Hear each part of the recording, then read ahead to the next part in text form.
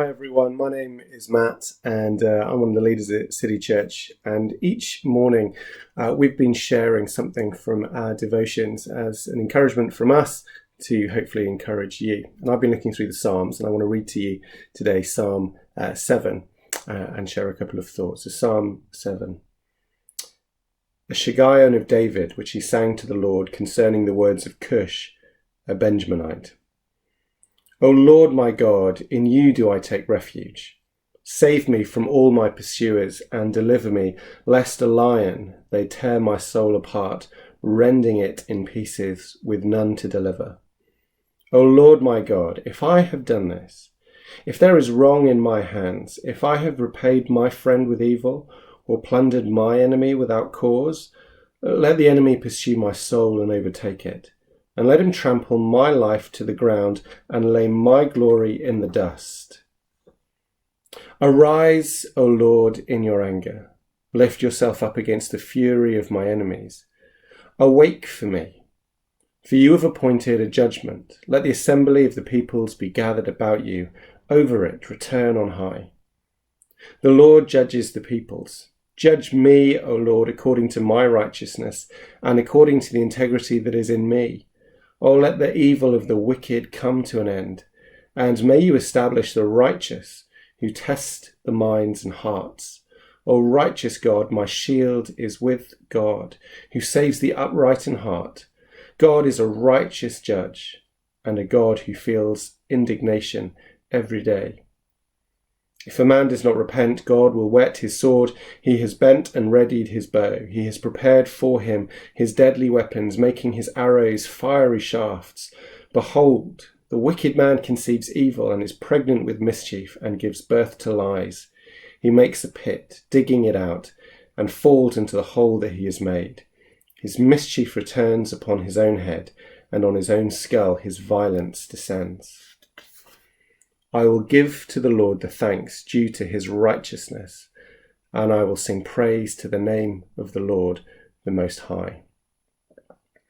Well, it's an interesting psalm because it begins with a little bit of a mystery. We're told it's a Shiggaion of David, which is most likely a meditation which he sang to the Lord about someone called Cush, a Benjaminite. Now, we don't know who precisely that is, but the chances are it's probably someone who slandered David, who did something to diminish his name or his honour or his reputation. And it sends David into this soul-searching angst where he's absolutely furious. And it causes him to long and plead for God's justice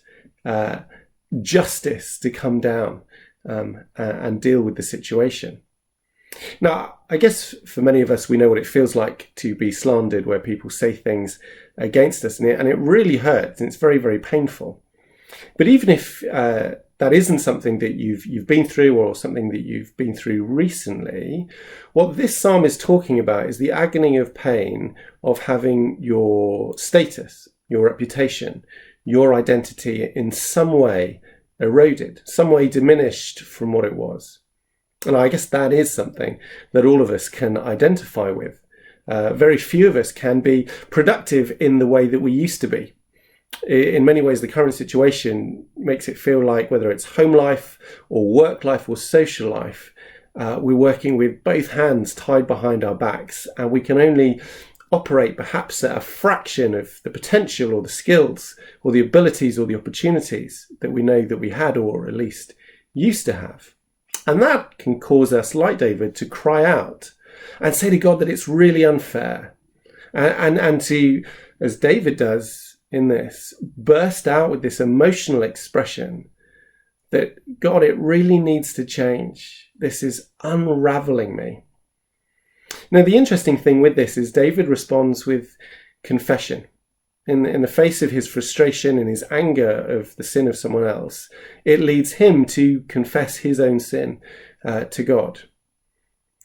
But also, I think David does something interesting here. You see, all the way through, he has this huge confidence that should the Lord examine him, this God of justice, this God who will one day make all things right and do away with evil, that he will be found to be approved, that he will be found to be okay. He, in some senses, compares himself to the slanderer who's going to be in real trouble unless he repents of what he's done, and himself, who he is confident that God will uphold. And that's all the more remarkable when we know that David did not have a perfect, sparkly or innocent life. So where does that confidence come from? Well, I guess when we put this into the full picture of the Bible story of salvation, we know that actually confidence before God comes not because of the things that we have or haven't done, but because of our trust in Jesus, that his death has wiped away all of our sin.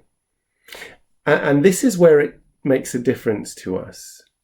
You see, if you know that your identity is absolutely locked in with Jesus and what he has, he shares with us, and what is true of him before the Father is now true of you, it means that you can talk about a longing for God to be just and make things right and to do away with evil and to test the hearts of humankind, and yet not worry that when that happens, we will be found wanting.